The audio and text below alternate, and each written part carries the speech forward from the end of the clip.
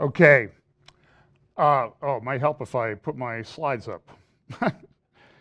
He only gave me a minute warning. I don't know. So, 28 seconds, okay. Well, today, as I've told you, one of the struggles with doing this is for some reason I sort of box myself in by putting a title up every week. And so now I have to work to come up with these things. I posted something on my Facebook page the other day. And by the way, if you want to send me a Facebook request, feel free to do so. But it also helps if you send a message along with it that you watch Prophecy Update or FBC or something like that, because I know there are trolls out there, and there are people that are just trying to get, they don't really care about following the church or what we do and everything like that. So I just try to be a little bit careful. And if you sent me a friend request a long time ago, I know I have a whole bunch of them, and I don't have time to go back through the list. So if you want to go in and delete it, and then send me a new one, that would be okay. But today, when delusion rules the world, I couldn't think of anything else to talk about other than that.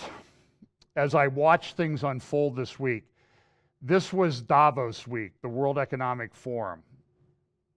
I have struggled mightily to try to whittle this down. I do have a time limit today because there's a celebration of life service here in the room. We rent this facility, so we have to be out of here at a certain time. But there were a number of significant things that happened this week from a Bible prophecy standpoint.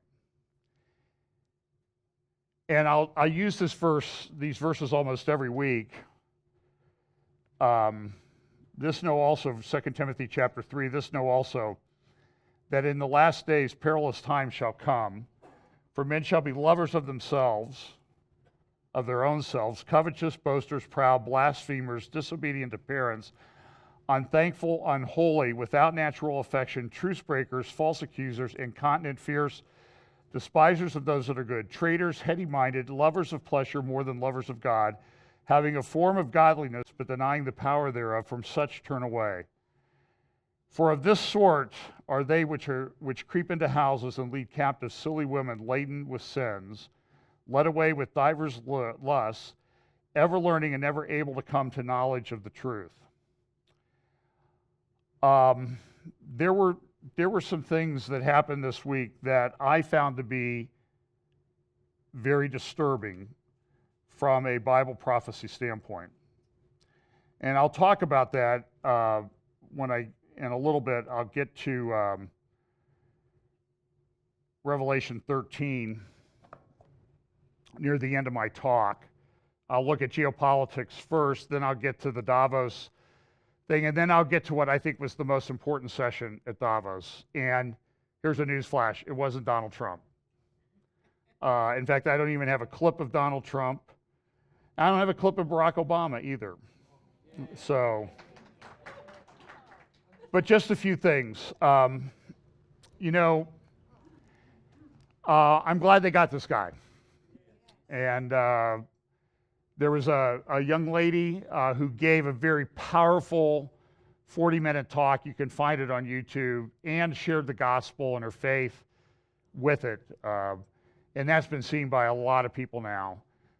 So the evil that this man did has resulted in the gospel being shared. Now, that doesn't say that I support the evil that this man did, but I'm glad that he was caught. It is a problem in our society. It is tolerated throughout all levels of society. And hopefully things will be done to bring more of these people to justice. And I think this guy, from his actions at his sentencing, which I saw a little bit of, is he doesn't get it. He still doesn't get it. And I have pretty little doubt that he will serve the rest of his life in prison. This is a flu epidemic, and it comes on us, and I don't think we grasp the nature of it. This is one of the worst ones we've had in many years. For here, look at this in the last paragraph on the right. Some states are tracking flu-related deaths. Texas is reporting 2,355 flu-related deaths from October through December. I know, do you hear about this? No, but if the president puts out a stupid tweet or a non-stupid tweet, that's all you hear about. And that's one of the points of everything that went on this week is we live in a post-truth society and world, and it is very difficult to find out the truth. As you might appreciate, I get sent all sorts of different ideas. People who have a theory about Bible prophecy will send me a book. And I'm not saying don't send me a book, but sometimes they're a little bit out there, and they think they've unlocked the secret to everything that eluded everybody else who's spent their life studying this. There are inconsistencies that happen. For example, there's theories going around now that there are 10,000 sealed indictments and people are being arrested and taken to Gitmo, and everything that happens is controlled by some elite in the world. Every earthquake that happens is geoengineered. Every storm that happens is geoengineered. Folks, there is a God who is in control of everything, and when we reduce it down to where people do everything, we take God completely out of the picture, and we need to be very, very careful about that. And I don't think every earthquake that happens is caused by man or everything else, okay? I think there are evil people out there, and I think there is a time of evil coming on the world that Jesus said, after you see the abomination of desolation, then there will be great tribulation such as never has been on this planet. And so that time is coming, and it may be in the very near term. I mean, I think it's at least 3.5 years away right today, unless certain things happen today. It's at least 3.5 years off, but the conditions that will lead to that are being put in place. And so the evil people that have designs on things and want to do things, they've been trying this for centuries. But when it's time, God will pull back the veil and let things unfold. So I think we need to be a little bit careful of putting evil people in control of everything that happens in the world, because God does send his judgment on people and nations as appropriate. And it's not because somebody geoengineered it. And it's difficult I understand it's difficult to do this, but we live in this crazy, crazy mixed up world. I see people saying that Trump is being victimized by the deep state and Mueller is trying to take him down. Then somebody else will send me an email that says Mueller and Trump are secretly working together and they're going to take down the deep state. Now, those are mutually exclusive, okay? Trump is the greatest person ever, someone will say, and another person will say Trump is the Antichrist in waiting. They're not consistent. And I will confess to you that as I look through my Facebook news feed and other sources every day, it is very, very difficult to ascertain what the truth is. Because we live at a time, as I said in my title, when I think delusion is ruling the world. And it's very easy for us, I think, to get caught up in this. Here's an example. So the White House sent a request to the Guggenheim Museum in New York. That's on Fifth Avenue. It's that circular thing designed, I think, by Frank Lloyd Wright. And they asked to borrow a Van Gogh for the White House. And what the Guggenheim said is, no, we will give you this gold toilet instead. Now, what you need to know, though, is this gold toilet symbolizes something that this is an artistic piece at the Guggenheim. The title of it is America. So you can go in and you can defecate or urinate on America. And so the people in charge, these artistic, elites, thought this was clever and cute.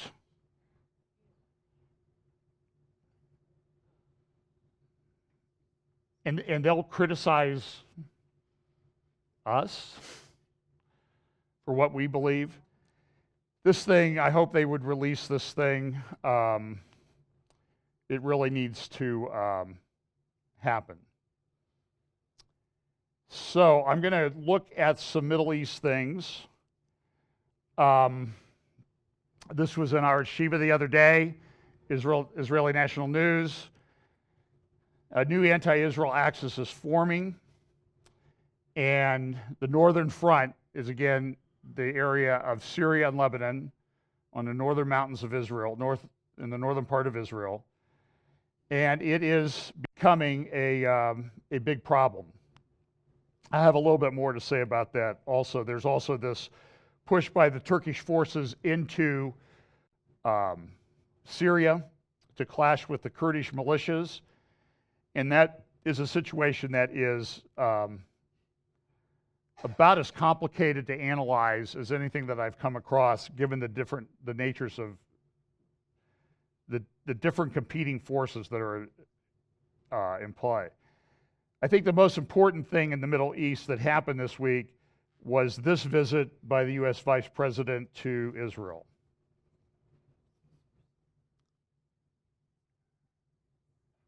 There should be sound on this. Yad Vashem. To honor the 6 million Jewish... Let me back this up. Okay. This is our 4th trip to the Holy Land. Karen and I will take a moment to pay our respects at Yad Vashem. To honor the 6 million Jewish martyrs of the Holocaust.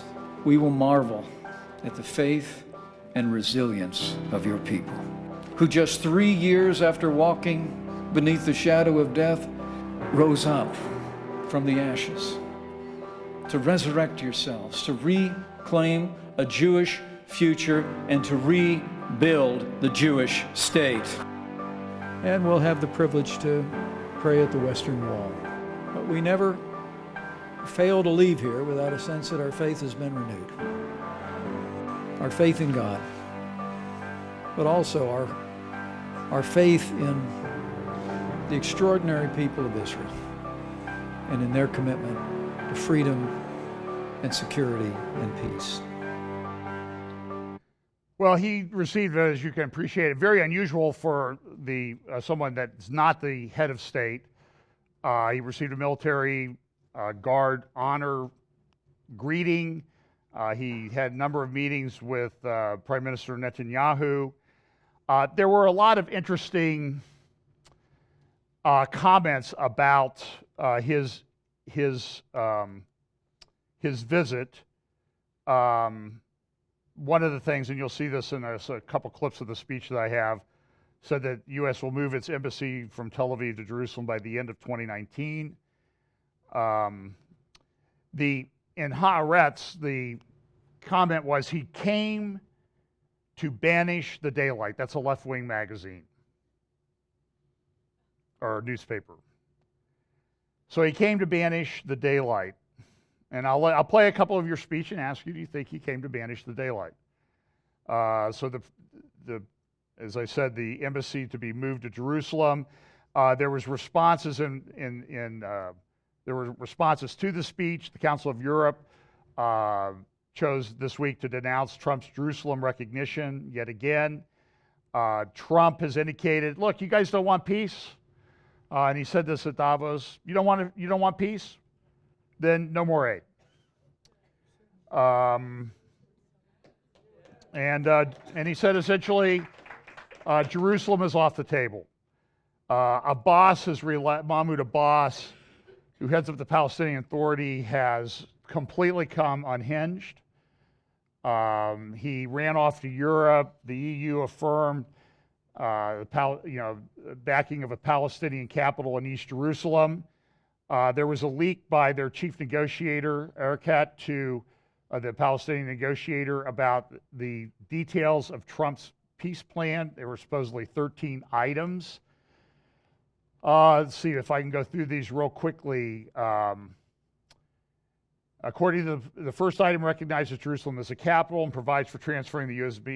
embassy to it. According to the report, this means the end of the issue of Jerusalem, because no Israeli government will negotiate over Jerusalem after the U.S. administration recognizes it as its capital.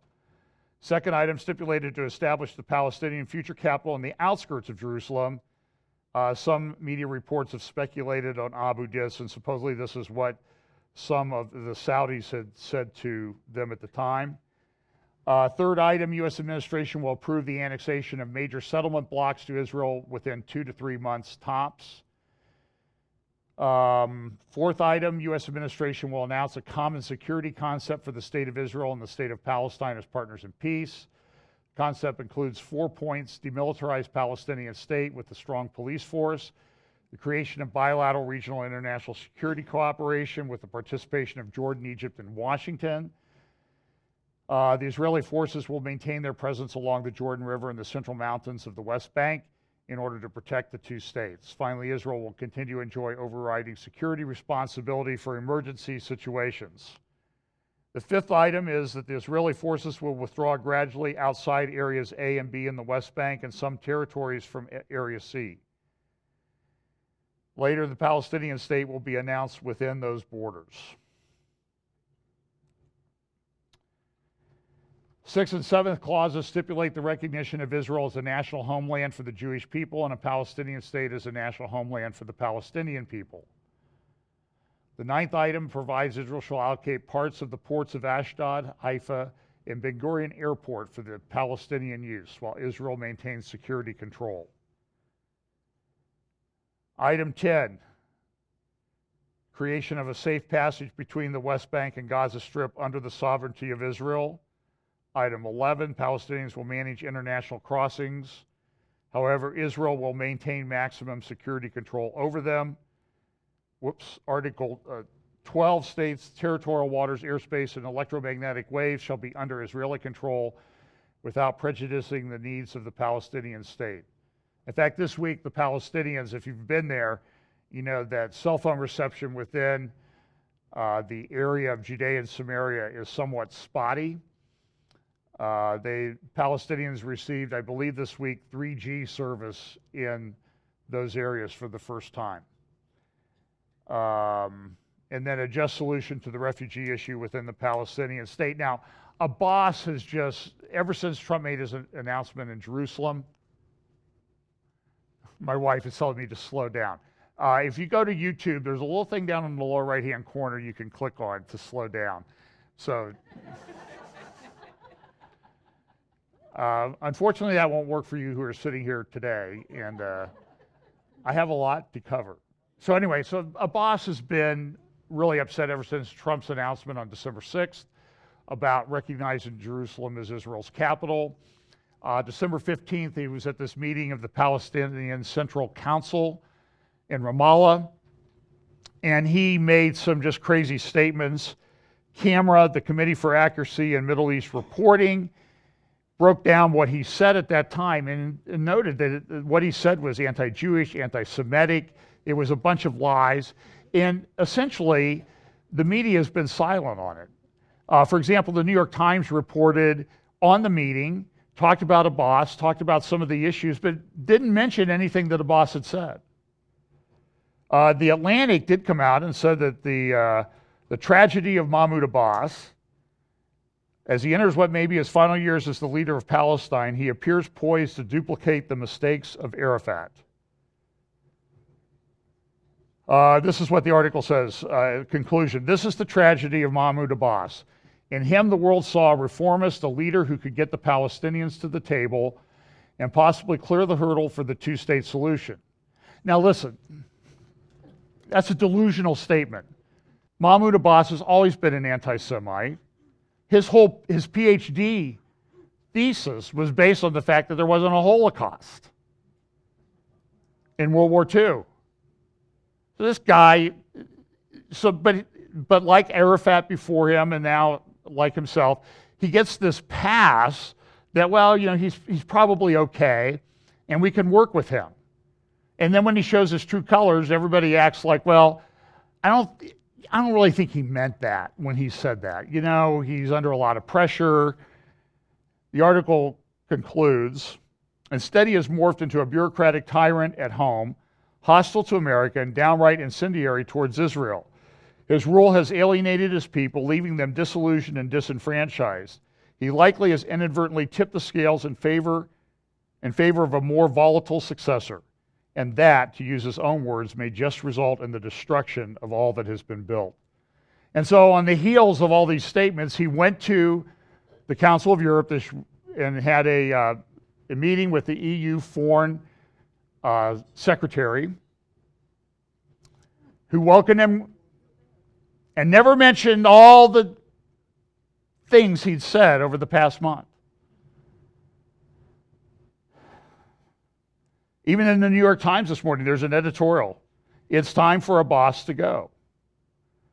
Now, in the midst of all this, the report came out this week, reported a number of places, that John Kerry had a meeting with one of the key aides to Mahmoud Abbas and said, listen, stay strong. Trump won't be in the White House next year. Don't agree to anything. Don't pay attention to what Trump's saying. He's not going to be around that long. And Kerry has announced that he's thinking about running for president in 2020. Which I think, to which somebody said, bring it on. I mean, Al Gore got more votes than George Bush, but John Kerry didn't. Pence, before he went to Jerusalem, went to Amman, Jordan, and had a meeting with King Abdullah, where King Abdullah said this, and Caroline Glick reported on it as this: Jordan's King Abdullah disrespects America because he can. And this is what Jordan's King Abdullah said. For us, Jerusalem is key to Muslims and Christians as it is to Jews. It is key to peace in the region and key to enabling Muslims to effectively fight some of our root causes of radicalization. Today, we have a major challenge to overcome, especially with some of the rising frustrations. And I think it's very important, and your visit here, I'm sure, is to rebuild the trust and confidence in not only how we move forward with two-state solution on, for us, June 4th, 1967 lines and East Jerusalem as a capital of an independent Palestinian state, but living side by side with a secure and recognized Israel in accordance with international laws and the Arab Peace Initiative. President Trump made a historic decision to recognize Jerusalem as the capital of Israel, but as he also made clear in that decision, that we are committed to continue to respect Jordan's role as the custodian of holy sites, that we take no position on boundaries and final status. Those are subject to negotiation. And as I've made clear to you and the President made clear to the world, the United States of America remains committed, if the parties agree, to a two-state solution. Well, Caroline Glick rightly notes that Abdullah gets a big pass. This is the same King Abdullah who was recently served within the last year an extradition request by the United States. We want this person. Well, this is what she said in her article. In 2011, Israel freed more than 1,000 convicted Palestinian terrorists to secure the freedom of Gilad Shalit, an Israeli army sergeant who had been held hostage by Hamas in Gaza for more than, I think it was a couple years. Among the terrorists Israel freed was Amin Tamimi, Tamimi. Tamimi masterminded a suicide bombing at the Sbarro Pizzeria in Jerusalem in August 2001. There's a picture of it there. I can't show you the pictures. That's about as non-graphic a picture I can find. 15 were killed in the attack, and 7 of the dead were young children. Tamimi specifically chose the pizzeria as the target of the bombing because it was a popular place for parents with small children during summer vacation. 2 of her victims were U.S. citizens. One of the 122 people wounded in the attack was an American woman who has been in a vegetative state ever since. Following her release, Tamimi moved to Amman, where she received a royal welcome from Abdullah's regime. She was also given a television show. On air, Tamimi routinely calls on her viewers to follow her example and murder Israelis. In January 2017, the FBI placed Tamimi on its most wanted list, requesting her extradition to stand trial for the murder and maiming of U.S. citizens. Jordan signed an extradition treaty with the U.S. in 1995, but in March of 2017, Jordan rejected the U.S. request for Tamimi, claiming the treaty was unratified, saying the power to ratify treaties in Jordan belongs to the king. And so it had been ratified by a prior king, Abdullah's father, King Hussein, so therefore he did not have to do it. This is a picture of the person who is wanted, who lives free in Jordan today. Now you might recognize her name. There is a young lady who's been in the news quite a bit. This is a picture of a poster of her that appears in the Palestinian area. She's sort of a hero. Her last name is Tamimi. She's 16. She's referred to in different parts of Israeli society as Shirley Temper.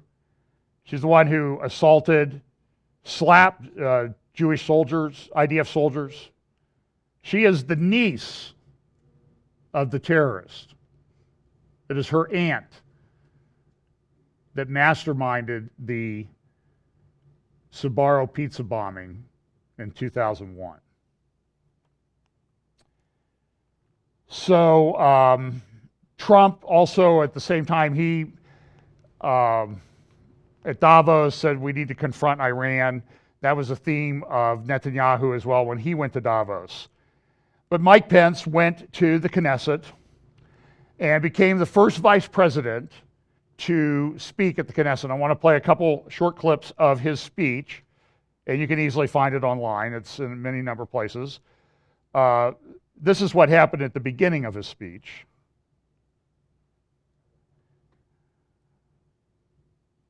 It's my true honor to invite Vice President of the United States, Mr. Michael Pence, to deliver his address.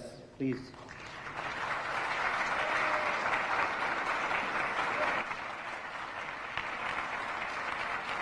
Now what you see is when he comes up there is the Palestinian Arab members of the Knesset are sitting. President Rivlin, Prime Minister Netanyahu, Speaker Edelstein, Leader Herzog, members of the Knesset, justices of the Supreme Court, citizens of Israel.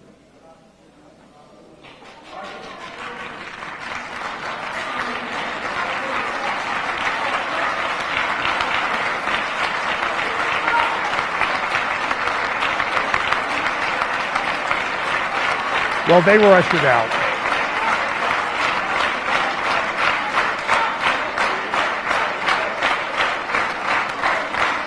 And they were holding up signs that said, Jerusalem is the capital of Palestine. So here's a little bit more of... It's my true honor to invite Vice President of the United States, Mr. Michael Pence, to deliver his address. Please.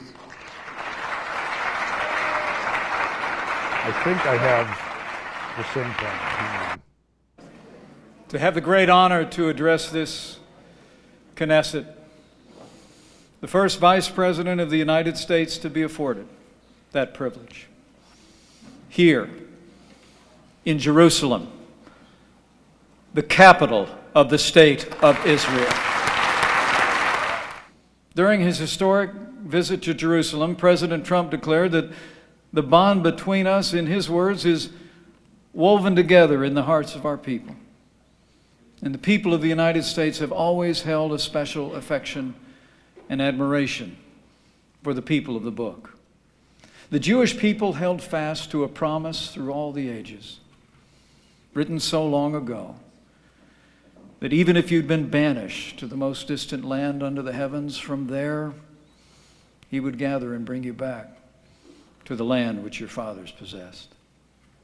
Through a 2,000-year exile, the longest of any people anywhere, through conquests and expulsions, inquisitions and pogroms, the Jewish people held on to this promise. And they held on to it through the longest and darkest of nights. A night Elie Wiesel proclaimed 7 times sealed. A night that transformed the small faces of children into smoke under a silent sky. A night that consumed the faith of so many, that challenges the faith of so many still. And tomorrow, when I stand with my wife at Yad Vashem to honor the 6 million Jewish martyrs of the Holocaust, we will marvel at the faith and resilience of your people, who just 3 years after walking beneath the shadow of death rose up from the ashes to resurrect yourselves, to reclaim a Jewish future, and to rebuild the Jewish state.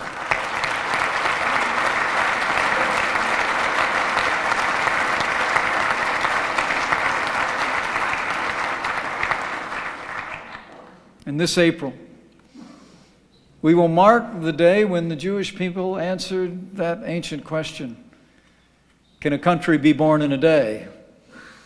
Can a nation be born in a moment? As the state of Israel celebrates the 70th anniversary of its birth. So, do you want to see the other clip about Jerusalem? Or do you want me just to go on? I'll go on. You can look it up. Just let me summarize, because it's about 4 minutes long, and I see I'm running short on time already. Essentially, he said, listen, Jerusalem has been here for 3,000 years since David. It's where Abraham offered Isaac. It's where David established his kingdom. It's where the temple was built. And so, recognition of that history, President Trump said, Jerusalem is the capital of the state of Israel. And next year, within the year, we'll be moving, by the end of 2019, we'll be moving our embassy to the city of Jerusalem. Well, he was mocked in different places. The left in Israel hated this. He's just a Christian Zionist, heavenly prophecies, earthly compromises.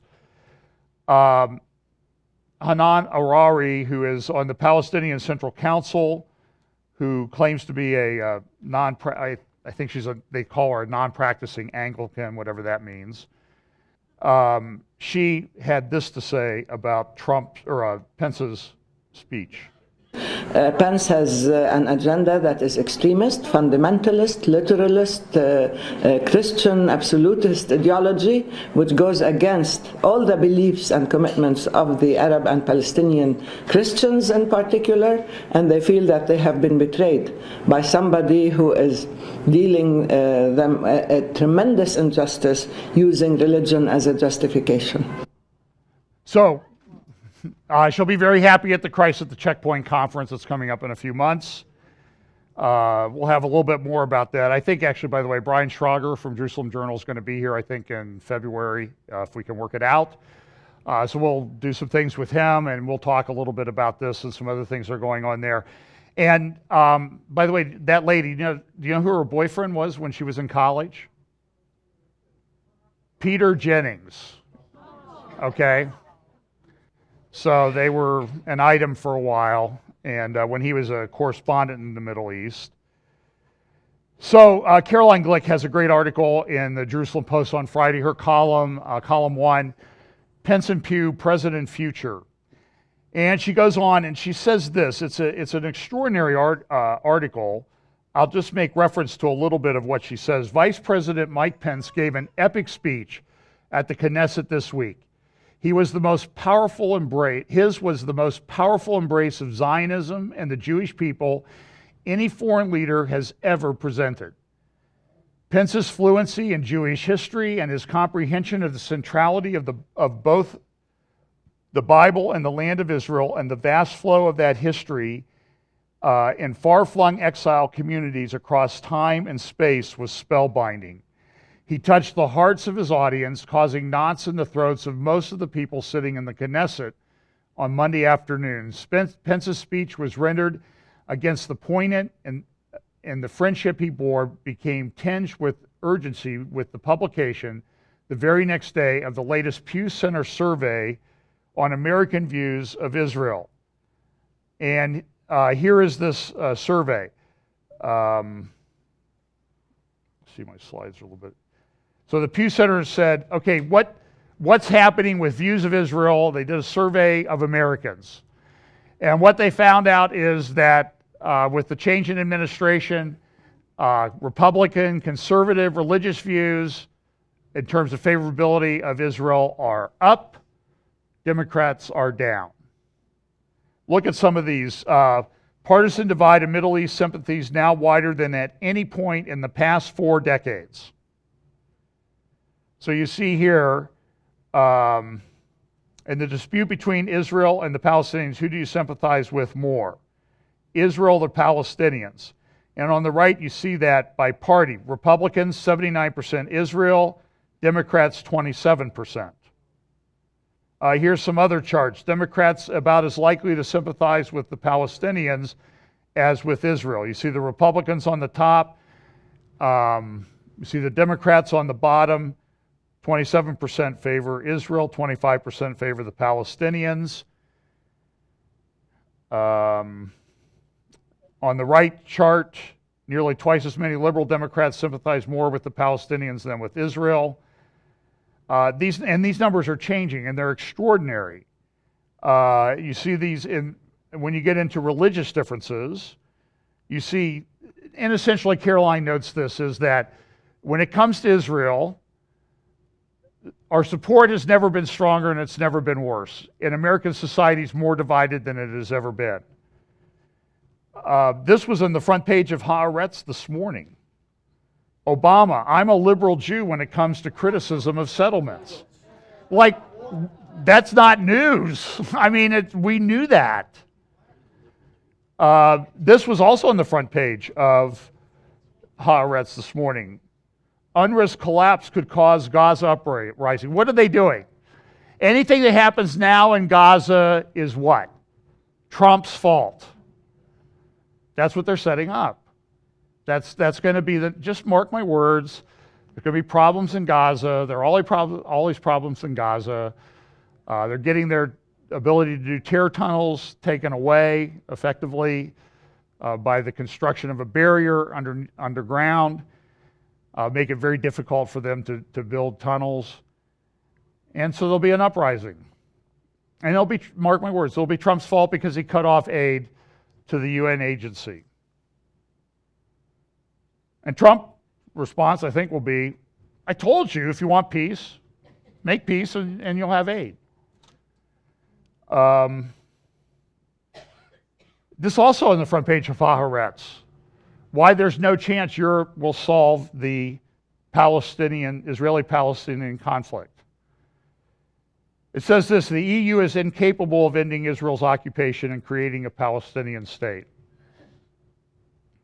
It doesn't look good for Mahmoud Abbas. Here's what Caroline says in her article.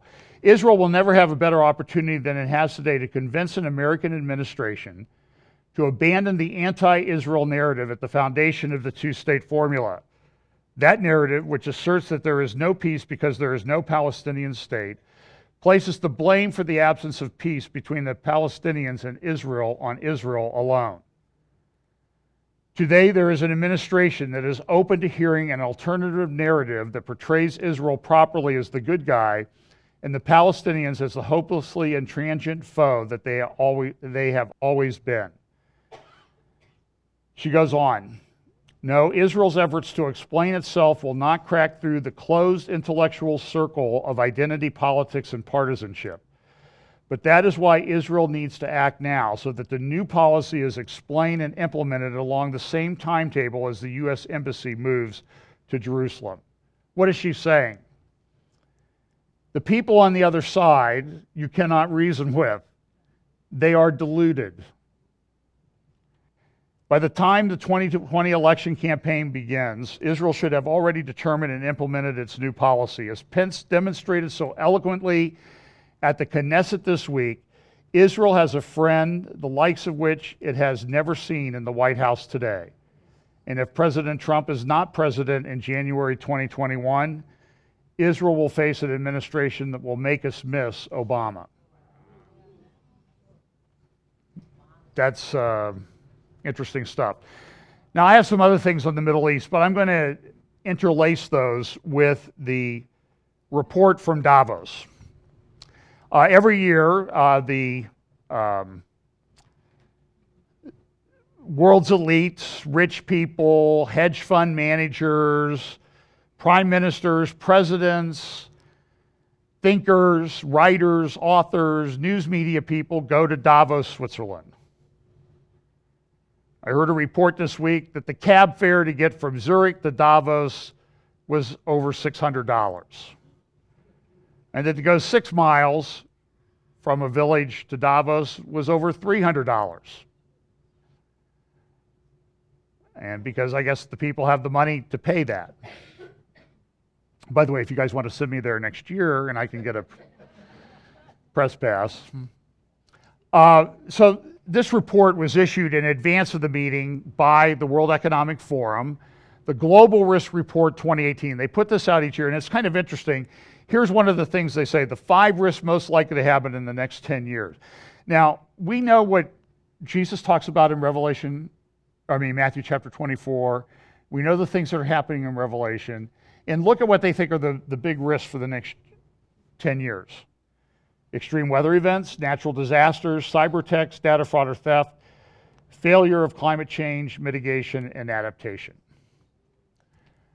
Here's the ones that will have the biggest impact. Weapons of mass destruction, extreme weather events, natural disasters, failure of climate change, water crises, drought. They even have some interesting charts. You can download the report. They show the interconnectivity of all these different things that are going on and how they relate to each other. It's hard to put this chart up in a way that you can actually see it so that it doesn't look like just a bowl of spaghetti. Here's a little clearer chart. These are what were the most important things that were over the last 5 years. So, for example, in 2014, they considered the worst thing to be income disparity.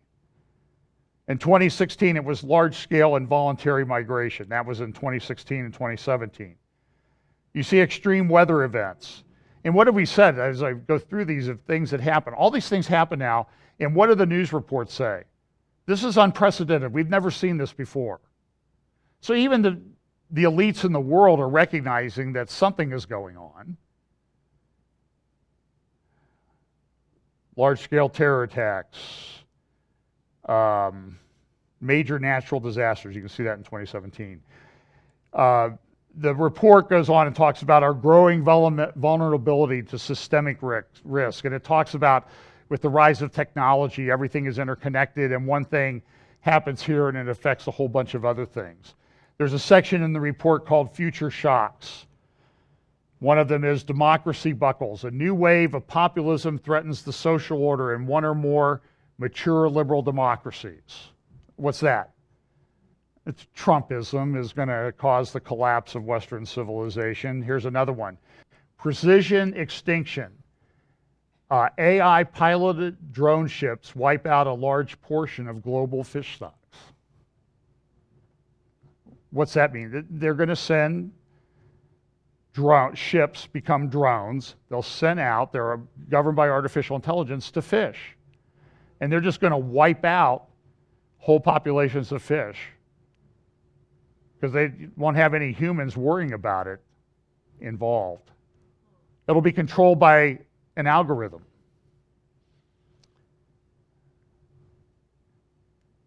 This artificial intelligence thing is something that I think the church really needs to start talking about.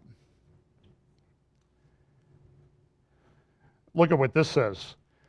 Into the abyss, a cascading series of economic financial crises overwhelm political and policy responses. I heard this week that California and Connecticut, their pension funds are in horrible shape for public employee pensions. California, one estimate is, the conservative estimate is that they're $300 billion short in what they need to fund public pensions. Connecticut has sent out an SOS. They want, well, yeah, they're state employees, but we want the cities to pay for it.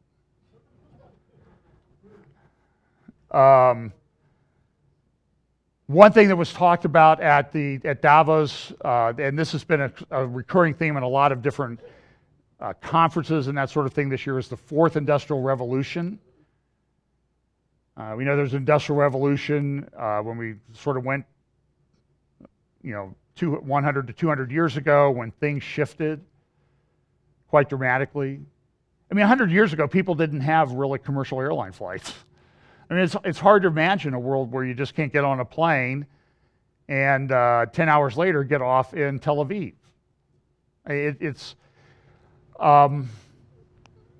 It's changed, and so they have a lot of charts there. There's another thing that talks about justice and legal infrastructure and how it's changing through blockchain and all of these things, and people may become useless. And let me tell you, this is something that some of us are thinking about in the practice of law as artificial intelligence comes in. What do you need a lawyer for on some of these things? Now, the reaction of a lot of times is, well, I'm going to stick my head in the sand and ignore what's happening. Or, like me, you can say, well, I'm getting older and I'll probably be retired before it hits. But we're in this huge transition period. It's happening at a speed that I don't think we grasp, but it has huge prophetic implications, especially when you get into Revelation chapter 13 and you talk about things about the mark of the beast. You get into 2 Thessalonians chapter 2 and you talk about the great delusion and people believing the lie. Now, Scripture is not clear exactly what the mark of the beast is. And so over my lifetime of studying Bible prophecy, there's been a lot of things thrown out there about what the mark of the beast is. The best thing I can tell you is that when the mark of the beast comes, and it's actually instituted, that it will unfold in an existing geopolitical, financial context. So 20 years ago, people thought it would be this new innovative technology called a barcode. And over time, it's transitioned to a chip, an implanted chip.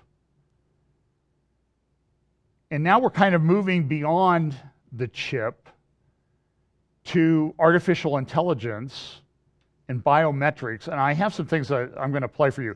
And by the way, it's almost noon. If you have to leave, you can watch the rest. I will go till 12:30 today. I guarantee you. Because this is, and I posted this on Facebook yesterday, I think this is one of the most important, if not the most important prophecy update I have ever done, based on the things that I heard at Davos. Now, it was interesting. I got on Davos and started looking on, there's a YouTube channel, or you can go to the World Economic Forum, and they have all the videos there. And there are dozens of these things. And I could talk about almost all of them because they all talk about technology, artificial intelligence, geopolitics, what the future map looks like, what this looks like in the future. And it's funny because we talk about the future here every week, right? And so the world's, and people mock us for doing that. Even Christians mock us for doing that. But the world elite gets together, and what do they talk about? The future. Why? Because everybody wants to know what's going to happen in the future. You want to know and understand what's coming and how to deal with it. Fortunately, we have the Bible that's given us a lot of markers that we can look at and be aware of and be careful of. But this week, the world elites got together and they talked about it. And that's why I came up with the title, When Delusion Rules the World. Because I don't think they understand the theological implications of what they're talking about. Now, it's interesting. I got on this thing and I did in Technology We Trust. And I never look at these things, but I haven't looked. I was viewer 666. Now, I suppose I could make a video about that, but I'm not going to. But I can't remember who this person is, talking about trusting technology. Listen to what she says. Yeah, so it was the Kalamazoo killings. And the reason why I tell the story isn't actually to bash Uber, it's to highlight something really... Okay, she wrote a book about technology and trusting too much in technology. And remember, there were the killings in Kalamazoo. I think there were 6 people killed by an Uber driver. And she's talking about, well, I think she explains it. This is a very brief clip. Really interesting that technology is doing to trust is that in many instances, it accelerates trust. We're living in this age of kind of trust on speed. So every time we swipe right on Tinder or we accept the driver, in many ways, convenience is trumping trust. And she's right. I mean, we all do it. And we put, I mean, look, you get on a plane, you assume the pilot's not drunk, right? And you have trust in that. I mean, and it's the way society is built. But there are glitches along the way, and sometimes people put a little too much trust in it. Of course, one of the people that showed up at the forum this week was Emmanuel Macron, who urged to fight back against national populism and said this. My first message is that France is back. France is back at the core of Europe.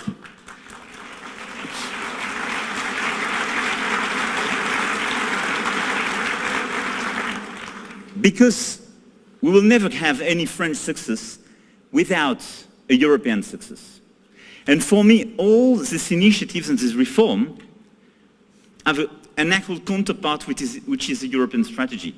And I see a lot of European leaders and my very good friends, and all together we work very hard to have this common strategy. And there was a very interesting panel, I'll play a little bit of it here in just a moment, where they talked about that Europe has never really been it's always been sort of unified as a conglomerate. It's not really, they talk about, we used to have nation states, but as the one author said, the historian that was talking about, he says that Europe, we claim we have nation states, but that's what they teach you when you're 6 and you can't really go and research the actual facts. That Europe really is kind of a cohesive unit anyway. And in some views of Bible prophecy, that has significance. Well, there was a bad storm at Davos that came in. It was President Trump's helicopter landing. The people that claim they hated Trump, I've been told, stood for hours waiting to see him when he came in. And he came in, all the reports were, well, he wasn't that bad. He said the U.S. is open for business. There was opposition to him. Here's one clip of a man I'm sure you'll recognize, George Soros. Clearly, I consider the Trump administration a danger to the world, but I regard it as a purely temporary phenomenon that will disappear in 2020 or even sooner. Okay, well, and Trump gave his speech. There's also and I see that my slides are seriously out of order here. The Economist this week has a cover article, "The Next War, the Growing Threat of Great Power Conflict." It fits into this scenario of wars and rumors of wars that we hear about. It says increasingly these wars will be fought in urban environments, if only because by 2040, 2/3 of the world population will be living in cities. The number of megacities with populations of more than 10 million has doubled to 29 in the past 20 years. And each year, nearly 80 million people are moving from rural to urban areas. Intense urban warfare, as demonstrated by the recent battles for Aleppo and Mosul, remains grinding and indiscriminate and will continue to present difficult problems for well-meaning Western intervention forces. Technology will change war in cities as much as other types of warfare, but it will still have to be fought at close quarters, block by block. And we also have this asymmetric warfare that people are talking about. A blast in Kabul just yesterday or today killed about 100 people. I think it was on a hospital. And you can see a little bit of the carnage there. And so, and this comes in a context. We also have this thing that's going on in northern Syria. Erdogan has sent his armies in. He wants to fight the YPG, and at the same time, the YPG is being supported by us, sort of. And Syria was upset about what was going on. They said, we're going to shoot down the Turks if they come in, because there's a lot of tension between Turkey and Syria. But Russians pulled all their people out, which sort of was a message, look, you know, we're helping you, Syria, but we're also want to support Turkey a little bit. We're sitting there. Jonathan Spire did a talk in Jerusalem this week about his new book. He has an article in Foreign Policy called Welcome to Syria 2.0. It tries to explain the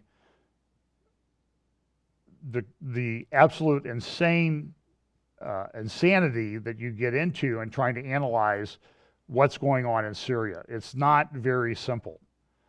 And you can see a map there on the right. At the same time, Israel, the head of the IDF, posted in a Arab publication this week that Lebanon's building, or Iran's building more factories in Lebanon to build precision-guided missiles. The response of this was from Assad, that Assad said, well,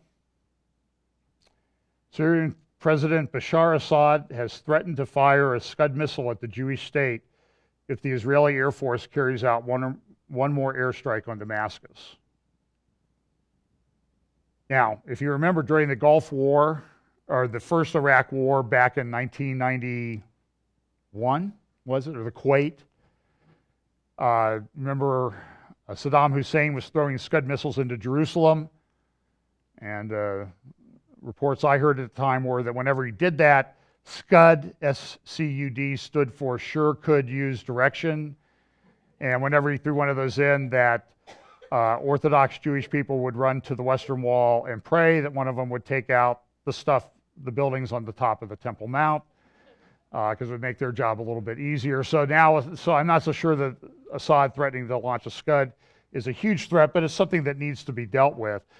And there were a lot of missile attacks into Israel. In fact, you go to the apartment we stayed in Israel today, as a result of that, has a safe room, essentially a bomb shelter. And it has a door, it can be sealed, and it has emergency equipment in there, gas mask and that type of thing. So, and this is true in almost every Israeli home. So, so this war thing was also a big topic at Davos. The Prime Minister of India came on and said that he had three greatest threats to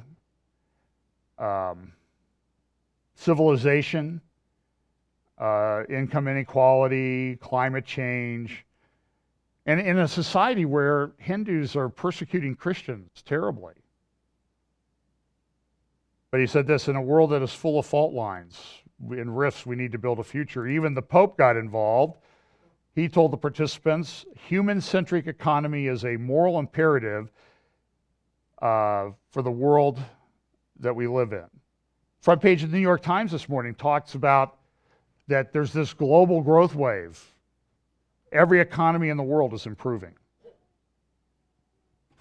That's pretty amazing. Sort of reminds you of the Dickens things. It was the best of times, it was the worst of times. So in the context of that, when the Economist comes out and is always talking about war, we have this technology that's coming on board. 5G technology will change the world. This was also a big topic of discussion at Davos.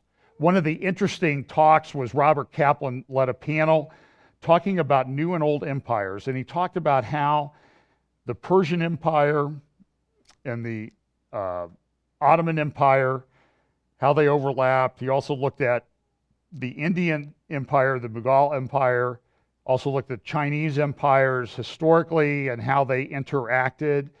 And then he sort of reached his conclusion as to what is China doing with regard to Iran. And I think this is very important that you listen to just a little bit of this. And he reaches a very interesting conclusion as to why Iran is important. And we know that Iran or Persia in the Bible is very important in end times Bible prophecy. And listen to this. The way to understand it is really through the history of civilizations, empires, dynasties, because all of these powers that are interacting today, whether it's Russia, China, India, Iran, or Turkey, for most of their history, especially early modern history, medieval history, were classified as empires of one kind or another. So we cannot escape the concept of empire, which I'm going to use today as a thought experiment. I'm not going to defend it. I'm just going to use it as a thought experiment in order to understand things. It's sort of the tragedy of history is that empire was required to deliver order of some kind or another, usually. And so now we start. Take China at the beginning. Everyone is talking about the Belton Road Initiative, or One Belt, One Road. What does it mean? Well, if you layer the trade routes of the Tang Dynasty, the Tang Empire, in the early medieval period, especially the 9th century, on top of the Yuan Dynasty, medieval period, time of Marco Polo, 13th, early 14th century, and you layer them together and look at Marco Polo's path as a geographical framing device for this whole discussion, you will wind up with Belton Road, with the Belton Road Initiative. Because the Belton Road Initiative, when you look at the map of it, is really, it takes its vision from China's medieval dynasties and the trade routes that connected China to Europe during that period. Now, One Belt, One Road is a number of things that do not get emphasized enough in the media. First, it's a branding operation for what the Chinese have already built in terms of roads, railways, pipelines across Central Asia. Again, along Marco Polo's path. These are things that were built before the word Belt and Road Initiative was even discussed. And the purpose of these roads, railways, pipelines, in addition to bringing in hydrocarbons from Central Asia, oil and natural gas, directly into Western China, so that China would be less dependent on the Strait of Malacca, for oil deliveries. The real objective of it is to link China organically with Iran. Iran is the real prize in Belt and Road. Iran is the geographical, geopolitical organizing principle of the greater Middle East. A population of 80 million, highly educated, fronting both hydrocarbon areas, not only the Persian Gulf, but the Caspian Sea as well. And the Chinese are investing in Iran. They're mining for minerals there. They're building railroads. So Belton Road, like the first thing about it is roads, railways, pipelines, making this organic, unbeatable alliance between China and Iran. And the Tang Dynasty of the 9th century had trade routes right into Khorasan in northeastern Iran. So this is very much in keeping with Chinese history. Well, that's an interesting thing because and you should go watch the whole panel. I don't have time to play all of these things, but Old and New Empires, Robert Kaplan, he's written a lot about geography and how it plays in. And the geography is very important in Bible prophecy. So you to understand the world, you need to understand geography and understand Bible prophecy and the way some of these things will play out. Is that they all take place in a geopolitical, a geographic, and political context. And I think we see these things being organized in a very significant fashion relative to Bible prophecy. One of the things that's talked about in Bible prophecy is the kings of the East. And this is something that I mentioned a while ago. This is an article from The Economist back in April of 2015. And it talked about the problem in China and India. Now, there are different interpretations of this army from the kings of the East and 200 million and what it means. If we take that literally, I'm just going to suggest to you that things are falling into place for that. If there are actually kings from the East who come across the dried up Euphrates River to invade the Middle East, they need a mighty army. That's 200 million people. That's what Scripture says. Now, some people spiritualize that, and I don't want to get into that. I'm just saying if we look at this literally, talked about in Revelation, and The Economist did this article a couple years ago, and I bring this up again because it's important because it's part of the convergence of events. We have geopolitics, we have economic, we have cultural, and we also have demographic that sort of puts a very narrow window on this. And I think you'll see this even more when I play this thing about this talk on the future at Davos in just a moment. And so what we find is that because of sex selection and that type of thing in both India and China, that they're on the verge, those two cultures combined, of having a population, male population, that will have no prospect for a wife, that numbers around 200 million.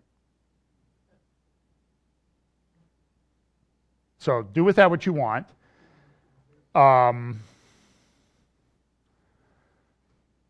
So because the birth rate, you can see the gap in the birth rates. So 117 males in China for every 100 females. That's kind of significant gap. Here's this. Even if India's sex ratio of birth were to return to normal and stay there, by 2050, the country would still have 30% more single men hoping to marry than single women. In China, where fertility has been low for years, the more gradual decline in fertility still means that there will be 30% more single men than women in 2055. And I think these numbers accelerate much more quickly than demographic experts say. So, and this article in The Economist goes on to explain this. They referred to it in another article back in March of 2010 as gendercide, and in 2011 they called it the flight from marriage. But I think the most important thing at Davos this week was a talk given by a professor named Harari. He's a professor at Hebrew University in Jerusalem. He's a historian,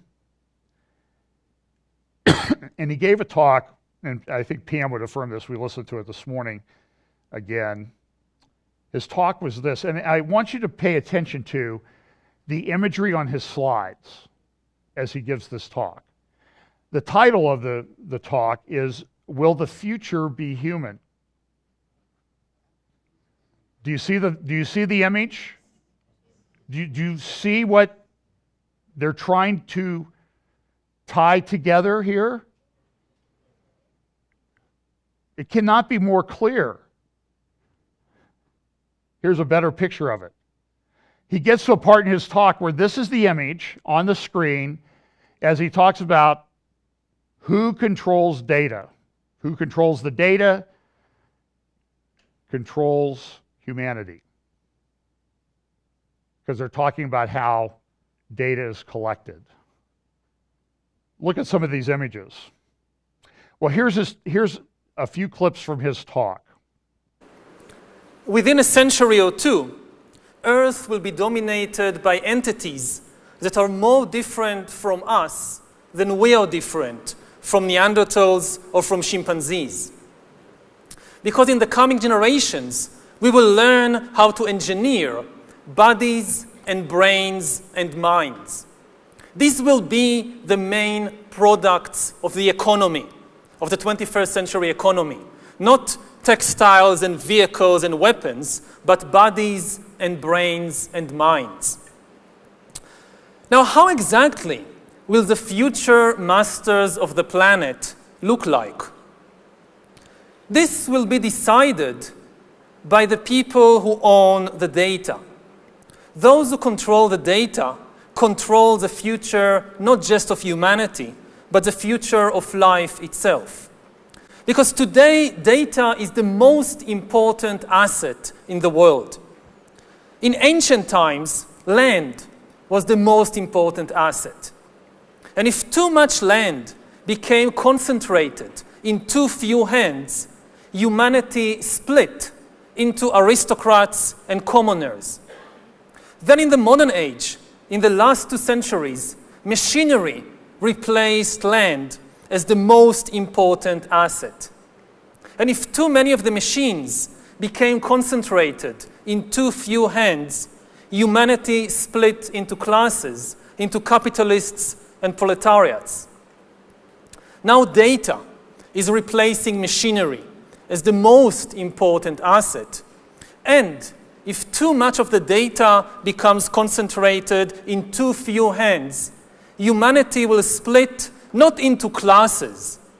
It will split into species, into different species. Now, why is data so important? It's important because we've reached the point when we can hack not just computers, we can hack human beings and other organisms. There is a lot of talk these days about hacking computers and email accounts and bank accounts and mobile phones, but actually we are gaining the ability to hack human beings. Now, what do you need in order to hack a human being? You need 2 things.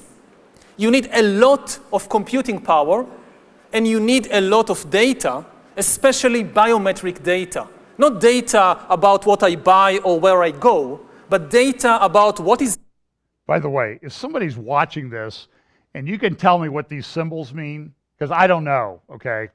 I'm totally ignorant.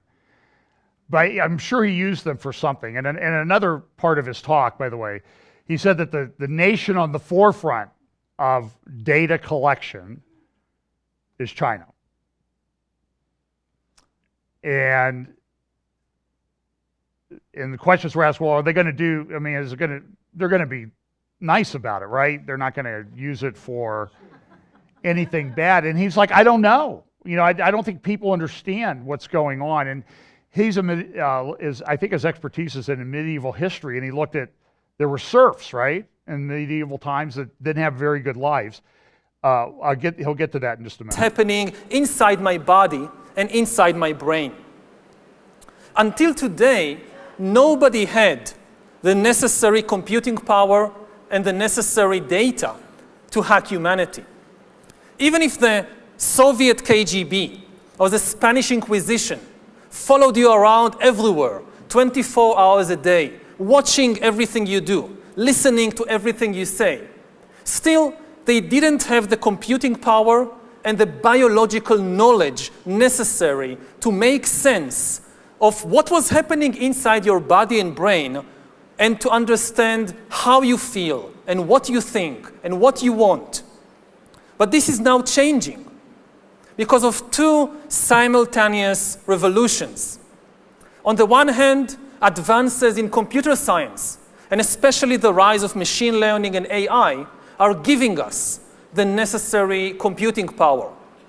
And at the same time, advances in biology, and especially in brain science, are giving us the necessary understanding, biological understanding. You can really summarize 150 years of biological research since Charles Darwin in 3 words. Organisms are algorithms. This is the big insight of the modern life sciences, that organisms, whether viruses or bananas or humans, they are really just biochemical algorithms. And we are learning how to decipher these algorithms. Now, when the two revolutions merge, when the infotech revolution merges with the biotech revolution, what you get is the ability to hack human beings. And it's interesting, he's an evolutionist. He's, I think, an atheist. He says he's gay. And so and he'll talk about billions of years of evolution and everything. But the interesting thing about, and then he'll talk about intelligent design from a human standpoint. You'll hear that in just a moment. But he would deny that there's a God that had anything to do with it, even though everything he says is digital and algorithms. This is what I mean when he's very, very intelligent, but he's operating under a delusion. Do you understand what I'm saying? I mean, my heart breaks for him to have all that knowledge, but then you need to understand, where we are on this arc of Bible prophecy with the convergence of everything, and then put this on top of it, and this is, if you didn't know the Lord, this is frightening. I mean, it's frightening enough as it is. Okay, that's my personal opinion. I watched this and I was just like, and in the talk, and the moderator says the interesting thing in his talk, it was probably the most popular talk outside of Trump, and he was kind of sandwiched between Merkel and Macron when he talked, but it was standing room only in the large conference center, and nobody was watching their phone. Nobody was on their phone while he was talking. I think the people grasped how important it was. So listen to what he says a little bit here. We are used to thinking about democracy and dictatorship in ethical or political terms. But actually, these are two different methods to process information. Democracy processes information in a distributed way. It distributes the information and the power to make decisions between many institutions and individuals. Dictatorship, on the other hand, concentrates all the information and power in one place. Now, given the technological conditions of the 20th century, distributed data processing worked better than centralized data processing, which is one of the main reasons why democracy outperformed dictatorship, and why, for example, the US economy outperformed the Soviet economy.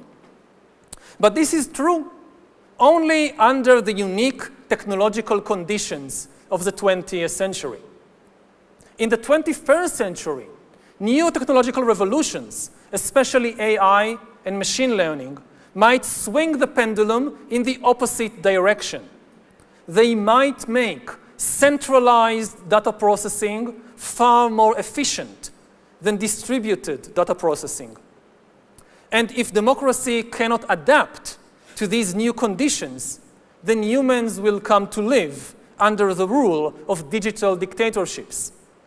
And already at present, we are seeing the formation of more and more sophisticated surveillance regimes throughout the world, not just by authoritarian regimes, but also by democratic governments.